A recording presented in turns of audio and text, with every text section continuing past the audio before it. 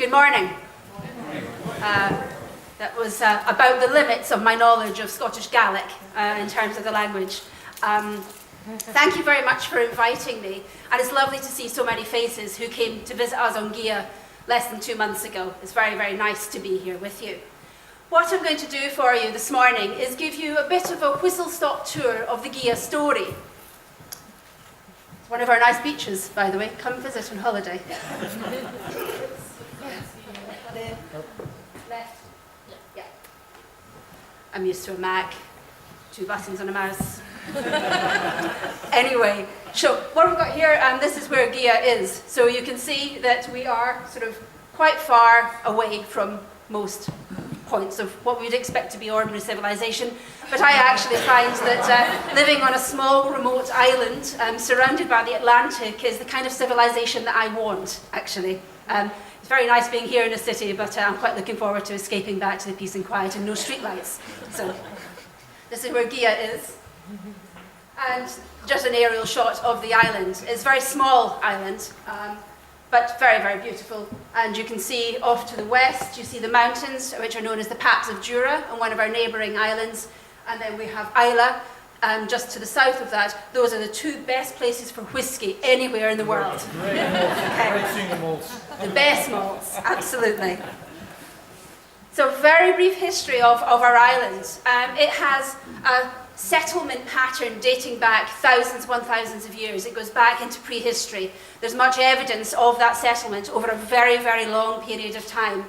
It was a very important site in terms of the Viking sort of journeying south, seeking to sort of take over new lands. It was a safe bay, and we have got sort of quite a lot of archaeological evidence of a Viking settlement on our tiny island. Isn't that lovely? You know, we were home to those going out raping and pillaging. Fantastic. Then we had the Lords of the Isles. Now, Scotland is a very strange place, and it's very different in a way to England as well, in terms of our cultural heritage, our history, in that we have these great big families basically fighting with each other and killing each other throughout history. You know, if you don't like what your neighbour says, you kill them, you know, and you kill all of their family. You know, very peaceful people. But Gigha itself was at the heart of this clan-based system in Scotland. And the clan that's most associated with Gigha is the MacNeills of Gigha. And the MacNeills of Gigha held on to the island for about 500 years. And on the island today, when we run through a list of who lives on the island, probably about 20% of them have the surname MacNeil still.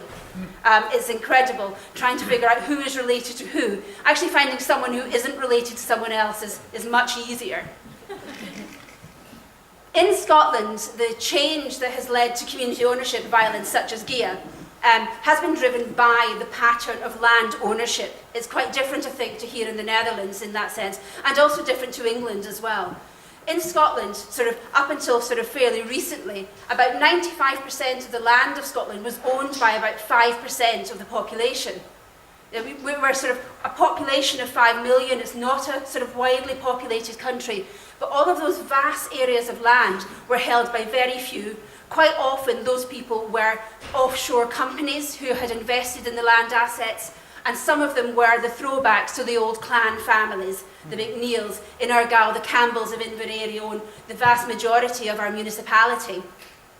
And we had this very uneven pattern of land ownership, which basically was known as a feudal system, and which is effectively as a master and servant setup. So the laird, the head of the clan, the head of the estate, the owner of the land, had this overwhelming power over those who rented land and houses from them. They had more of a say in the development of that land than local authorities did, for example. So that led to land reform legislation in Scotland when we had the introduction of the Scottish Parliament back between 1999 and 2001. And that was set to try and abolish the feudal system. So we kind of sort of have thrown off the shackles of that master and servant sort of arrangement. But what that also did was it empowered local communities to take ownership of their own homes, of their own communities, of islands such as Gigha.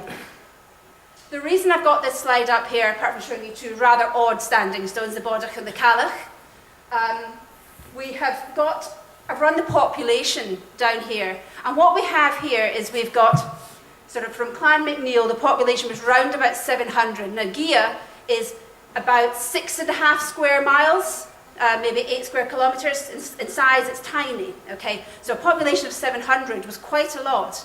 But with successive sales of that island to private individuals, whether they were people who happened to sort of have business interests and they had too much money and they wanted a little holiday island all of their own, it passed through hands very quickly after the 500 years of the Clan McNeills. And as you can see, the population got lower and lower and lower and lower. At the time of the community buyout of Gigha in 2002, the population was just under 100 people.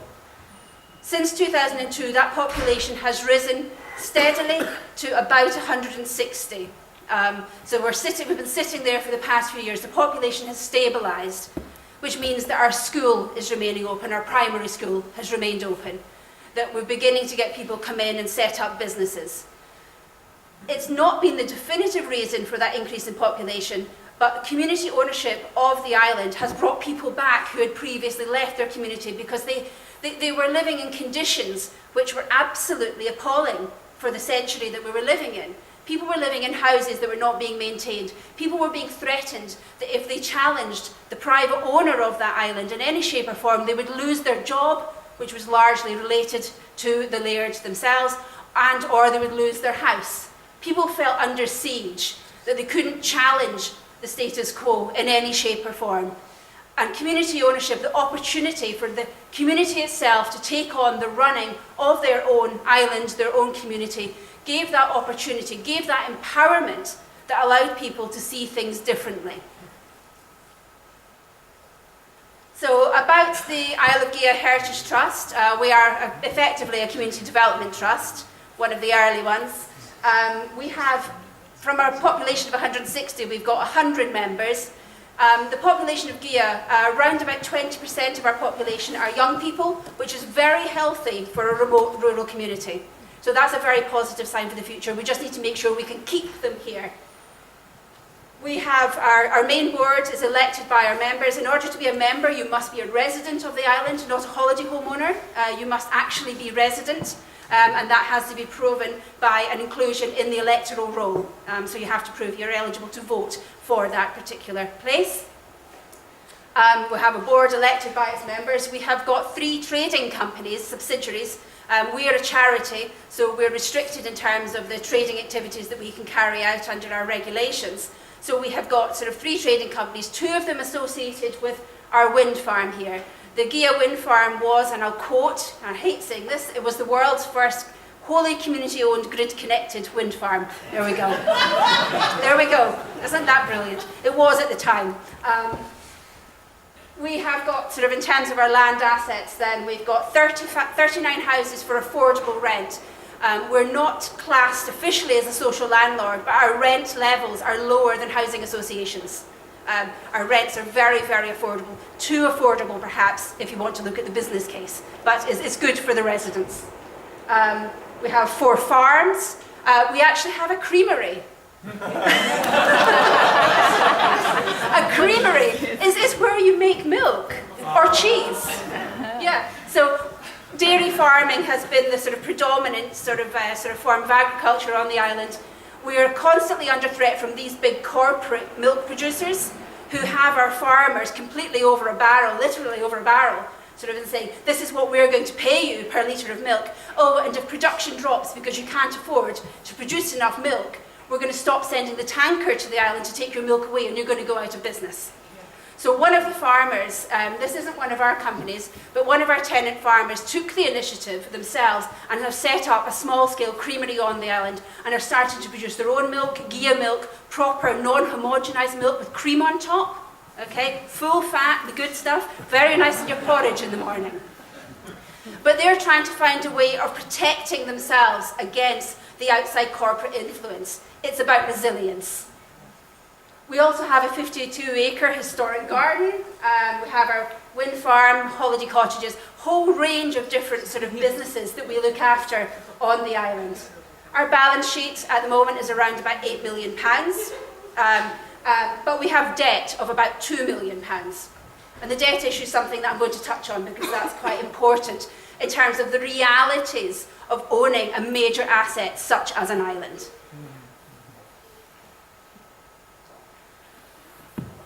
So it isn't a bed of roses. It is incredibly challenging. With the sort of privilege of owning a major asset, such as the Isle of Gigha, comes enormous responsibility. One of the reasons that the islanders were so passionate about buying their island, and those of you who visited Gigha will remember John Martin's passion in particular when he spoke about freedom. One of the main reasons for that was that we had this sort of terrible landlord, nobody liked them, they were all at risk of losing houses and so on. But we now have the responsibility ourselves to ensure that that housing remains to a satisfactory standard, that our farms are held in good condition, that we can plan to replace our existing wind farm, which is coming towards the end of its life because the wind turbines were second-hand in the first place. There is an enormous financial responsibility on the community to meet its own needs. And one of the reasons that private estates in Scotland and elsewhere have fallen into disrepair is because they take a lot of money to maintain. And it's wonderful going into these things with sort of a sort of very optimistic view on community ownership, empowerment, doing things for yourself, but that has to be tempered with the reality of what is actually involved in maintaining those assets. And that for us on Gigha has been the main challenge that we have faced. It has been financial. Now, I joined the trust just back in July there. I'm fairly new in. I've followed the Gigha story. I've been passionate about land reform, about community ownership. I've got 25 years of working with communities across Scotland. And coming into Gigha, I was full of that enthusiasm. This is brilliant, we can do this, we can sort of do things for ourselves, we can challenge the status quo, we can be bottom up, we can be entirely community led. And then you walk in to look at the accounts and say, £2 million worth of debt to service. And looking at the condition of our houses, the sort of £800,000 million that we borrowed 10 years ago to invest in our housing, those houses are falling back into disrepair because we have not got enough money coming in to keep them to standard.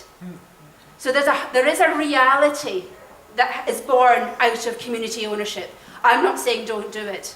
You know, there's a way through this, and I think that when you embark on a journey like ours, you have to always hold on to that dream, as Steve had said, that has got to remain there in order to ensure that you maintain momentum, you maintain engagement from within the community to help drive you forward, to find solutions, to be creative, to be everything that the social enterprise sector actually is. But it is not a straightforward process at all. One of the things I've got down here on the bottom is being the laird. This is one of the things that we must mitigate against. Over the past 15 years, community support for what we've been doing collectively on the island has somewhat diminished. There has been a breakdown in trust between residents and the organisation, the trust, which looks after the island on their behalf. This has partly been due to poor communication, hiding things from members, not being completely clear and transparent about the financial situation, and sort of various things going on in the background. I've inherited a situation whereby social capital has been eroded within our very small community. And it's incredible how quickly that can happen if people do not continue to buy in to the vision and to take shared responsibility, not leaving it in the hands of a few directors on a board. This is the challenge that I am facing. I see that as a greater challenge than the financial situation, is ensuring that your community remains at the core of absolutely everything that you do. And my job now is to try and rebuild that trust, to rebuild social capital within our small community.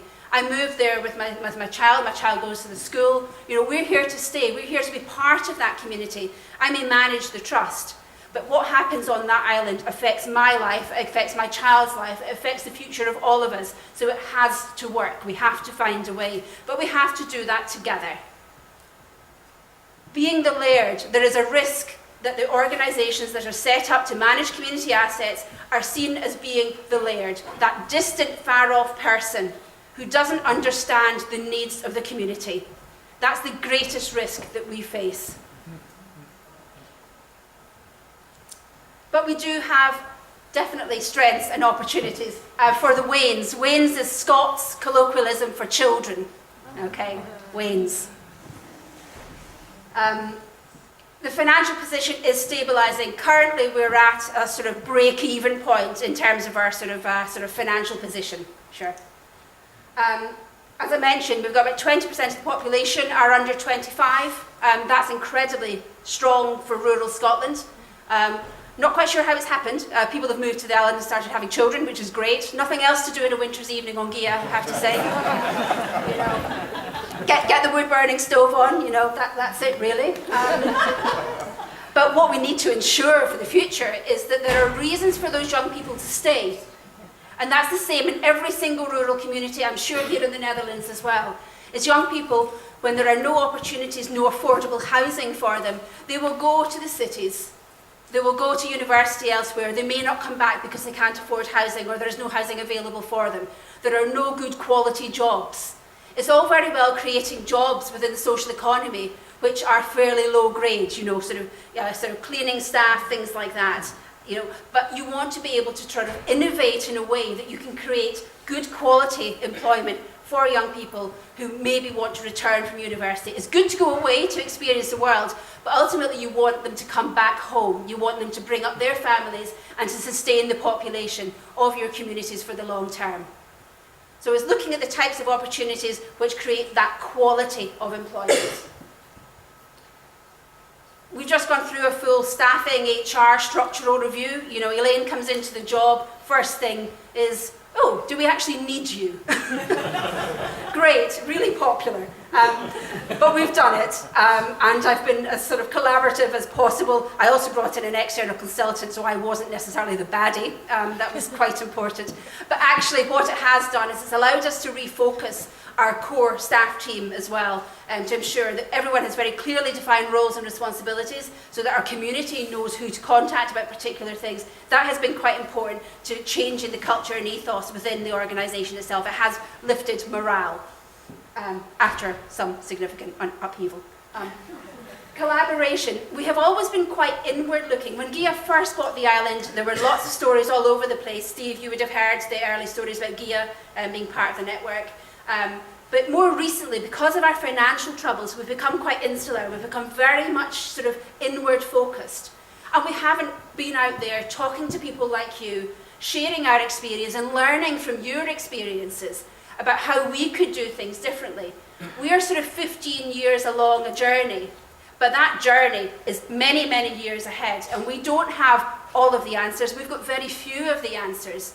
And I believe that we need to be much more collaborative, much more outward looking, to work with people like all of you in the room to find solutions that could work for us that perhaps have worked elsewhere in Europe. Brexit, don't talk about Brexit. Actually, I will talk about Brexit, just for a moment. Just yesterday, a kind of collaboration between the Scottish Green Party, Scottish Labour Party and Scottish National Party have got the Scottish High Court looking at whether or not the UK can unilaterally withdraw from Brexit without the requirement for the 27 member states to give consent. If we are able to prove through the Scottish High Court that the UK government can do this, then they have not got that excuse up their sleeve for not withdrawing from Brexit. So fingers crossed, and that kind of, you know, we kind of can do that. And that's the benefit of having our own parliament as well, is that we can be that thorn in the side of the UK government. And it's not nearly thorny enough, in my view. You know, anyway, so the fact is that you are constantly held to account by your community. Our community is great at saying that you are doing things wrong. My approach to that is saying, right, fine, if we are doing things wrong, this is your community, this is your organisation, this is your island, you tell us how to do it better. For every challenge that there comes with a negative, I want a positive solution presented back to me, and we will listen to that and we will take that on board and we will make things better because it is their community. So, Sarsa, another Gaelic word for you, means freedom. That's our community vote there, also called SURSA. John Martin, who you met, was the lead in building this community vote. And he speaks about freedom a lot. I've got a question mark there. Is community ownership of assets genuinely freedom? Freedom from what? And freedom to allow you to do what in the future? Those are things that you need to consider very, very carefully. You need to discuss that widely within your community, and you have to have a shared vision of what SURSA means for you. Thank you.